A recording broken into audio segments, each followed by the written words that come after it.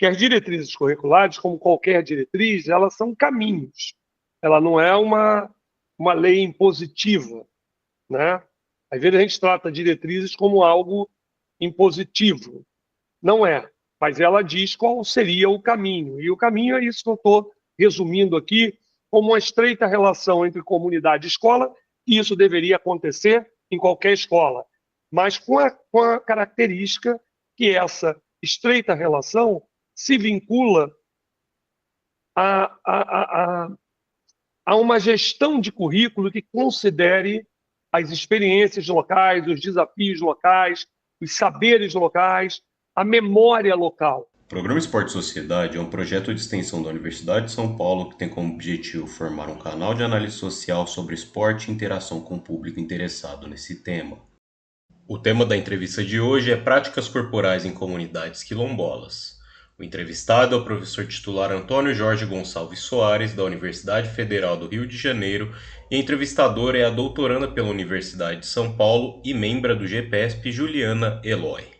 Meu nome é Juliana Eloy, sou professora de Educação Física no Instituto Federal de São Paulo, mestra em Educação pela USP e membra do GPESP, Grupo de Estudos e Pesquisa em Aspectos Socioculturais e Pedagógicos do Esporte da USP de Ribeirão Preto. Hoje eu estou aqui para mediar mais um episódio do projeto de extensão Sociologia do Esporte ao Público, Universidade e Comunidade em Diálogo, que é um projeto coordenado pelo professor Renato Marques. O objetivo desse projeto é promover um canal de análise social sobre o esporte, dialogando com pesquisadoras, pesquisadores, profissionais do esporte, sobre temas relevantes que envolvem esporte e sociedade. O tema do episódio de hoje é práticas corporais em comunidades quilombola. Para conversar com a gente sobre essa temática, nós temos a participação do professor doutor Antônio Jorge Gonçalves Soares. Peço licença aqui ao professor Antônio, que tem um vasto currículo para apresentá-lo de maneira um pouco mais breve. O professor Antônio é professor titular da Universidade Federal do Rio de Janeiro, visitante sênior da Universidade Federal do Rio Grande do Norte, tem pós-doutorado pela Universidade do Porto. Ele pesquisa políticas educacionais, desigualdades raciais e sociologia da educação, com atuação em programas de pós-graduação. É membro do GT Sociologia da Educação da Amped e diretor de revistas científicas. Autor de livros, artigos, crônicas sobre educação, esporte e antirracismo, e recentemente produziu o documentário Rosa do Quilombo. Professor, quero agradecer a sua participação no projeto e agradeço também toda a disponibilidade, a atenção e os esforços para que a gente possa estar hoje tornando esse diálogo possível. Seja muito bem-vindo. Muito obrigado. Boa tarde a todos e todas. Bom, professor, para a gente começar, antes da gente entrar nesse contexto das práticas corporais em comunidades quilombola, acho interessante a gente iniciar com algumas premissas para termos algumas noções e conceitos do que vem a ser comunidade quilombola, como esses espaços são reconhecidos, enfim, algumas características que são inerentes ao tema de hoje. Dei uma pesquisada e encontrei no IBGE, né, alguns dados interessantes aqui para iniciar o nosso diálogo, né? De acordo com o IBGE, foi apenas em 2022 que a população quilombola foi identificada enquanto grupo étnico. Os dados do censo de 2022 apontam que a população quilombola residente no Brasil é de 1.330.186 pessoas. Além disso, existem territórios que são oficialmente reconhecidos e delimitados, territórios e comunidades que não foram ainda reconhecidos, na verdade, até a sua maioria. Então, professor, eu gostaria que você pudesse falar para a gente o conceito de comunidade quilombola e como esses espaços sociais são reconhecidos no Brasil. Muito obrigado pela pergunta. Acho que a pergunta é importante para esclarecer. Essa é uma história de luta do movimento negro, do movimento quilombola e da CONAQ, né, que é da Associação Nacional dos Quilombolas, né? Na verdade, esse sujeito de direitos chamado quilombola, ele se institui com a Constituição de 1988, quando, quase no apagar das luzes do debate constitucional, se inclui a DCT 68, né, que diz, em síntese, o seguinte: aos remanescentes de quilombo serão garantidas as suas terras, né? a sua permanência e a titulação de suas terras. Estou colocando de forma bem simples, não literal. A partir desse momento, você institui no plano jurídico brasileiro um novo sujeito de direitos, tais como os indígenas, né? Se tornam já sujeitos de direitos já há algum tempo, mas a Constituição também baliza isso, né? Que é o direito à terra. A gente poderia dizer que a questão quilombola, ela é quase um efeito de vários movimentos. Da luta do movimento negro, da luta do povo de terreiro, dos povos das terras de preto, etc.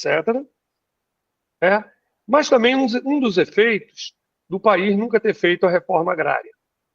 Então, quando você tem uma legislação que ela marca basicamente uma questão cultural, né? Porque as comunidades quilombolas elas têm que ter não só um tempo no território, como tem que demonstrar que há um modo de vida, um tipo de cultura local, um tipo de ancestralidade naquele território, né?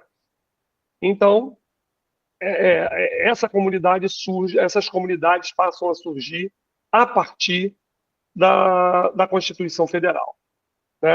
Agora, como que uma comunidade quilombola se torna quilombola? Primeiro, houve um grande debate que só se findou em 2018, né? O Fernando Henrique, inicialmente, fez um decreto, se não me falha a memória, as datas eu vou me confundir agora, teria que estar olhando. Mas ele fez um decreto, Fernando Henrique, durante seu governo, que era para operacionalizar esse aditivo constitucional, né? E no decreto do Fernando Henrique, a ideia de remanescentes de quilombo eram para aquelas populações, aquelas comunidades que estavam presentes na terra antes da abolição da escravatura e depois da abolição da escravatura. Ou seja, era um decreto que garantiria o direito à terra a quase ninguém, né? Por que a quase ninguém? Porque nós sabemos que essa questão ela tem todo um conflito social que envolve a posse da terra no Brasil. Não precisa ir muito longe, a gente pega um livro do Jorge Amado, Terras do Sem Fim, que é o primeiro livro do Jorge Amado. Ele vai demonstrar como os coronéis no Nordeste, no ciclo do cacau, quando começa o ciclo do cacau, e o cacau passa a ser alguma coisa que rende bastante dinheiro para aqueles agricultores, como eles vão criando e aumentando seus latifúndios. De que forma? Pela violência, por compras forçadas, né? Ou expulsando lá as comunidades e os povos que lá estão para conquistar aquela terra e aumentar seus plantations, né? Então, de certa forma, esse decreto do Fernando Henrique, ele desconsiderava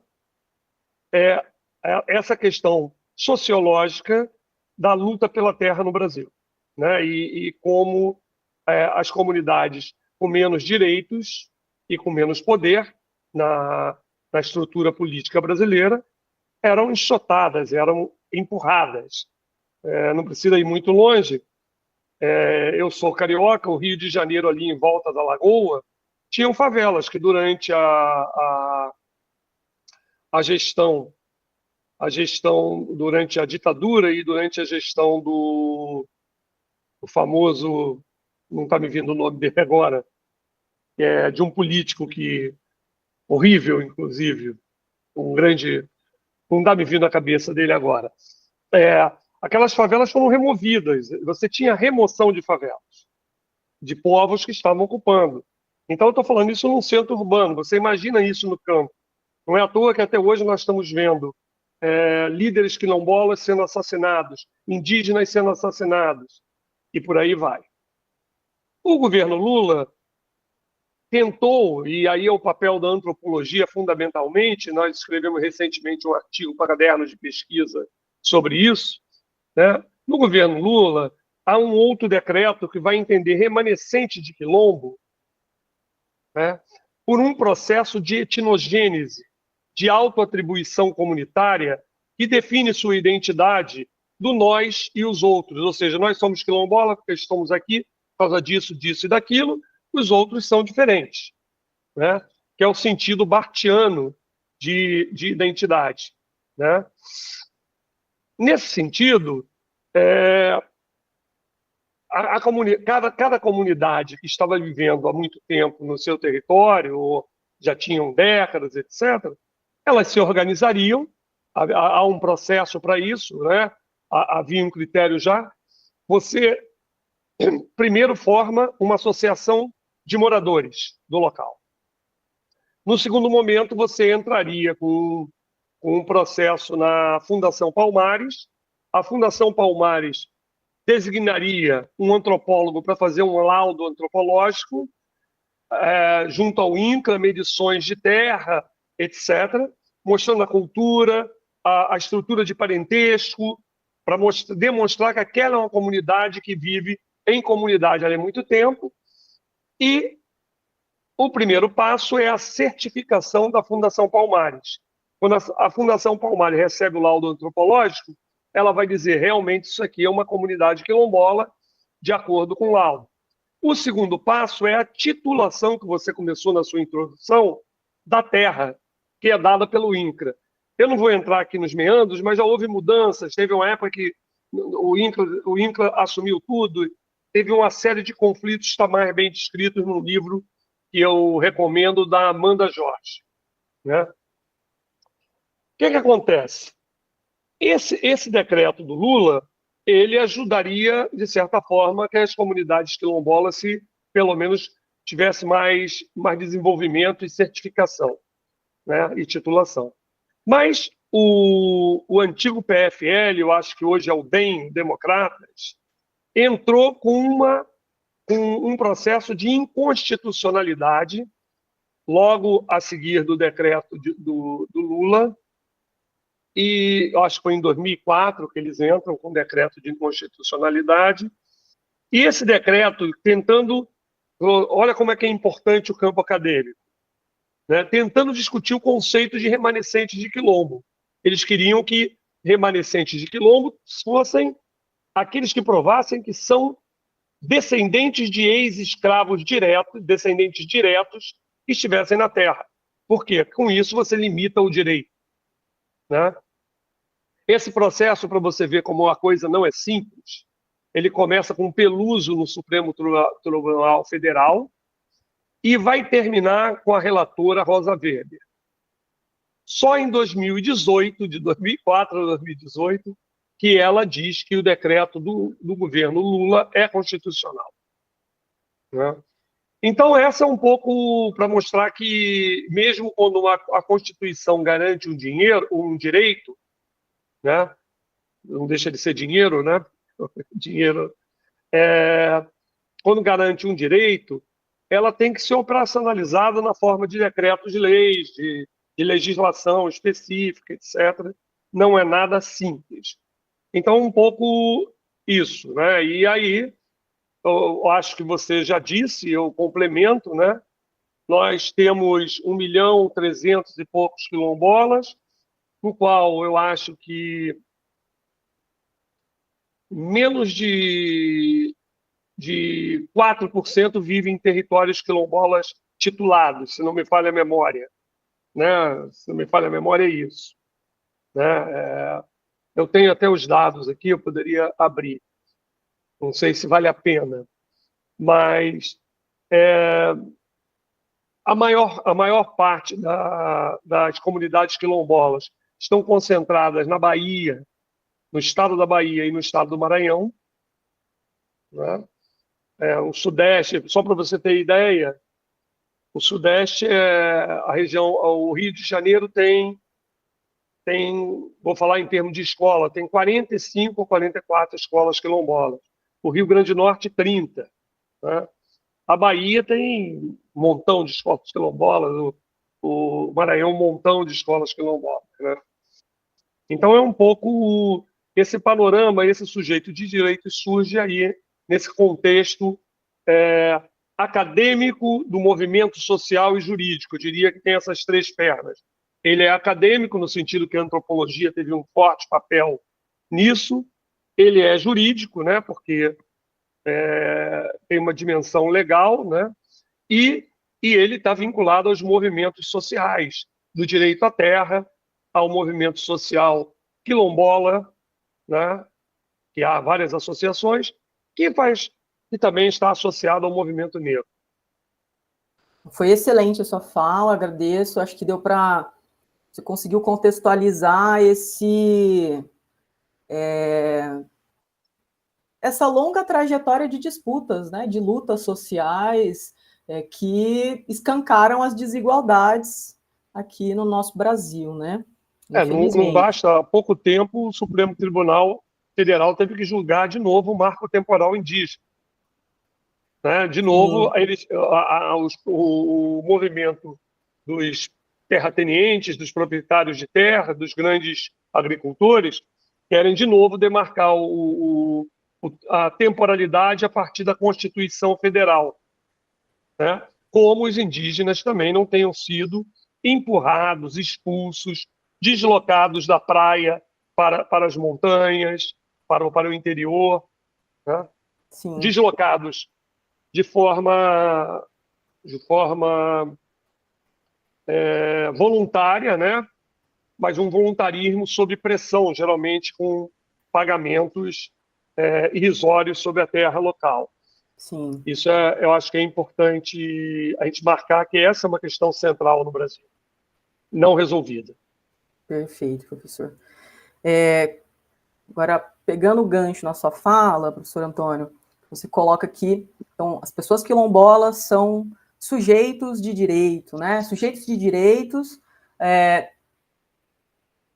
digamos, para que esses direitos sejam efetivados, como o senhor mesmo colocou, não basta ali uma lei, um decreto, enfim, a gente precisa de política pública. Falando em política pública da educação, eu gostaria que o senhor falasse sobre a educação escolar quilombola e quais pessoas têm direito a acessá-la. É excelente a tua pergunta, mas só complementando uma coisa da fala anterior, o direito à terra das comunidades quilombolas, e isso eu ouvi, agora eu tive recentemente por um par de horas só, eu pretendo voltar ainda esse mês ainda, na comunidade Conceição das Crioulas, que fica em Salgueiro, Pernambuco. É uma dos territórios quilombolas e de educação quilombola mais, que eu diria, mais avançado, né?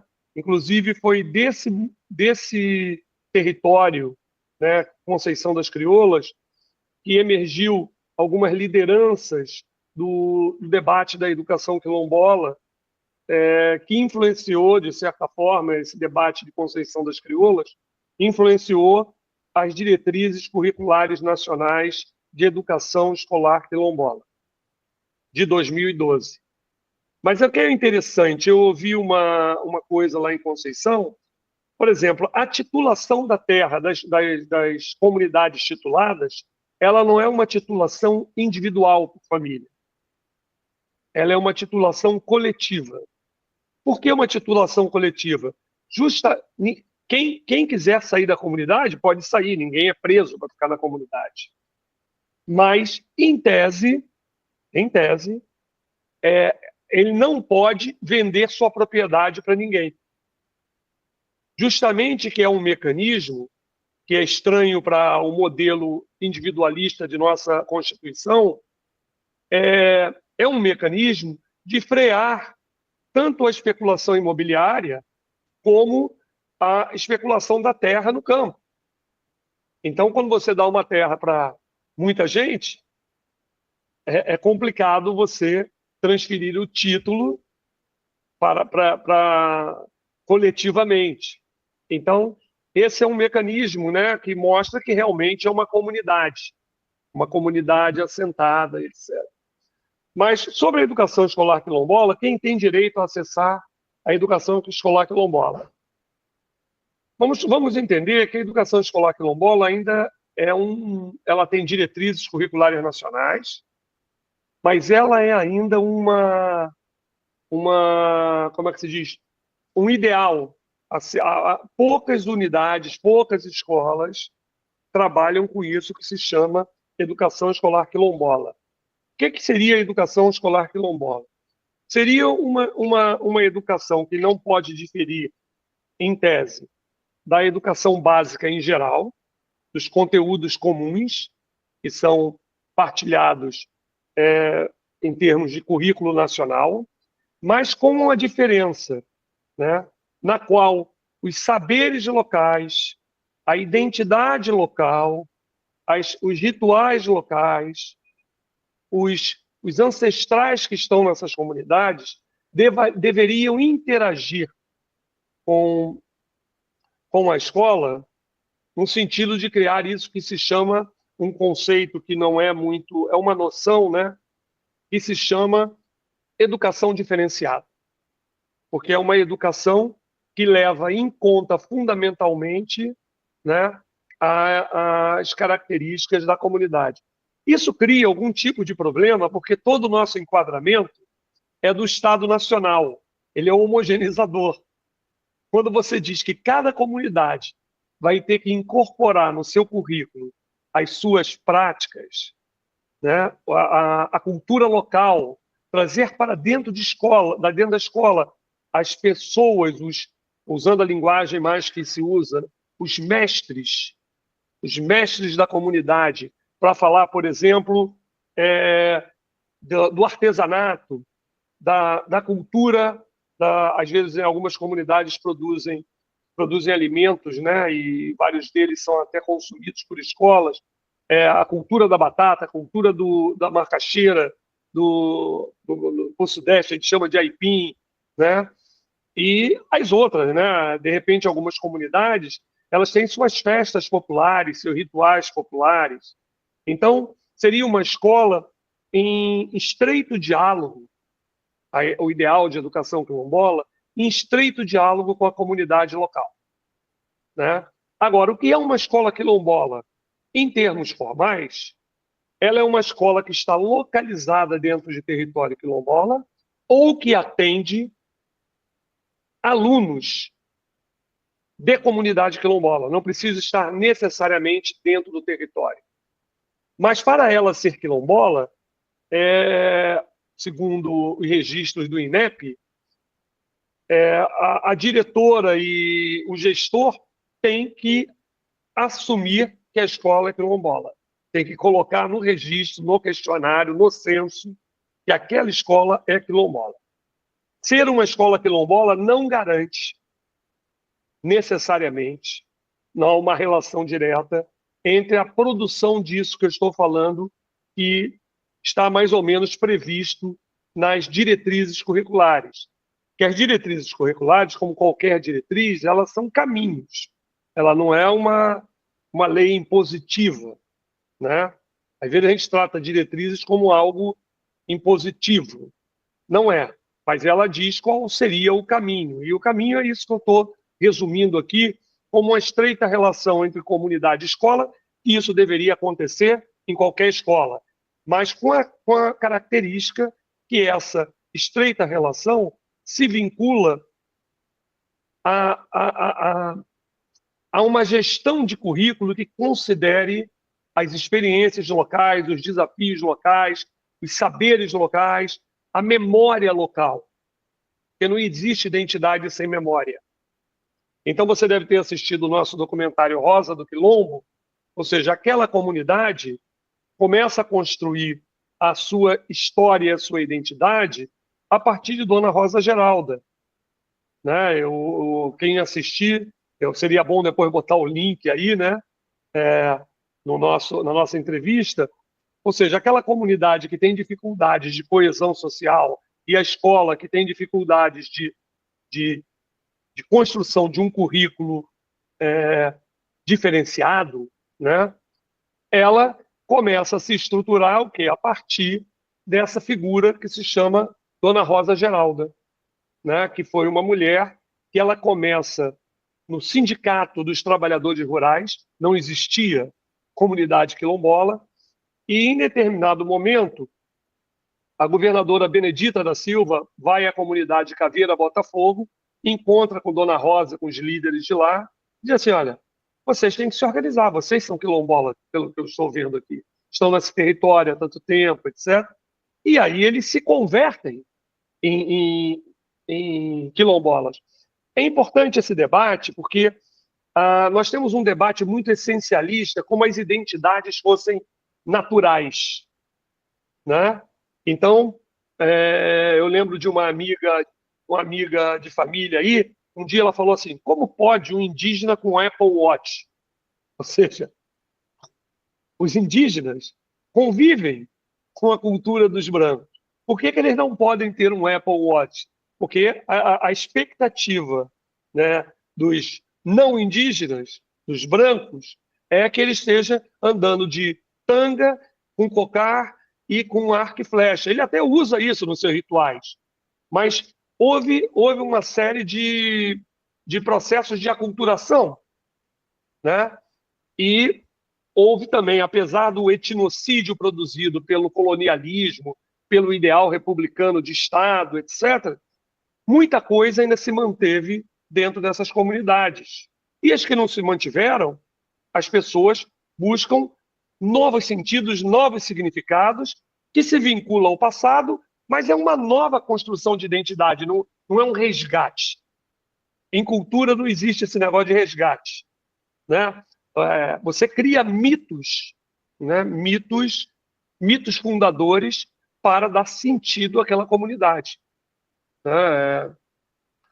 Há um mito fundador, por exemplo, do curitibano e um mito fundador do carioca. É a praia, são os mitos fundadores do samba, o carnaval, como todo carioca fosse a praia todo dia, como todo carioca fosse uma roda de samba todo dia. Nada disso. Esses são mitos fundadores da identidade, que são construídos. Historicamente, você mostra isso. Essas comunidades estão construindo suas histórias, né? É isso que elas estão fazendo. Elas estão criando significados de identidade, de diferença do nós em relação aos outros, né? Que, de certa forma, foram muitos desses traços, desses grupos, foram aplastados e tratorados pelos sistemas etnocidas do nosso, no sentido, repito, a palavra etnocídio é a morte da etnia, da cultura, né? Então, estou usando esse conceito a partir de um clássico antropólogo chamado Pierre Clastes. Então, de certa forma, essas comunidades estão em processo. Então, não existe nenhuma falsidade, ou, para usar um termo mais, nenhuma esperteza em eles se assumirem quilombola, não. Eles passam a dar sentido a esse sujeito de direitos que surge, e com isso realmente eles vão ter direitos dentro do Estado brasileiro do ponto de vista jurídico, não quer dizer do ponto de vista fático, né? Do ponto de vista da lei, da norma, tem direitos. E a escola quilombola, ela passa a ter algumas linhas de financiamento diferenciada também. Por isso que, ao atender quilombolas e uma escola se coloca como quilombola, ela pode reivindicar algumas coisas. Agora, é muito difícil, nós temos que entender que nós temos 5.700 e tantos municípios. As escolas quilombolas estão, em sua quase totalidade, localizadas nos municípios. E a maioria delas atende, no máximo, até o 9º ano do ensino fundamental, sendo que a sua maior parte, ainda assim, são dos anos iniciais do ensino fundamental. Então, esse é um pouco o panorama da educação quilombola que nós temos. Continue nos seguindo para a parte 2. Se você tem alguma sugestão de tema para a próxima entrevista, por favor acesse o link do formulário na descrição do vídeo. Será um prazer contar com sua participação.